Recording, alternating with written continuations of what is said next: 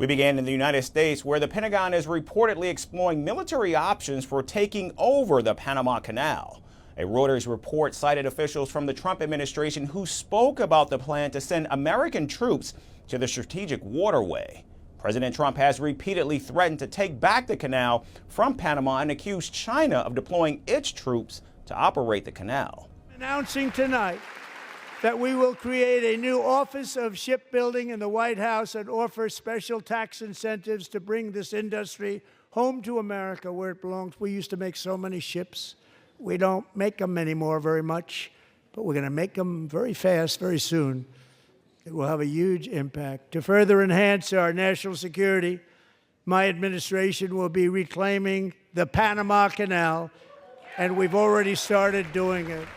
Now, responding to the report of a possible U.S. military takeover of the canal, Panama's government said it would defend its sovereignty. Meanwhile, Panama's President Jose Raul Molina said President Trump was lying about reclaiming the Panama Canal. However, residents of the Central American country are worried and are urging their government to take Donald Trump's statements more seriously. I can tell Trump that he is crazy. He cannot take the canal because the world is watching. Things are not done by force, and he has to negotiate the canal agreements. You cannot take the canal by force. If he takes it, he's going to make the world his enemy. Although we know that there is a clause that if the Panama Canal was under threat of attack from another country or power, they could intervene militarily, but not appropriate or take over the canal. So my opinion is that Trump is speaking with an inappropriate attitude. Now, the Panama Canal runs through the narrowest part of the country and connects the Pacific and the Atlantic Oceans. The waterway is more than 100 years old and was built by the United States after a failed effort by France. However, President Jimmy Carter signed a treaty in 1979 which gave the canal to Panama in 1999.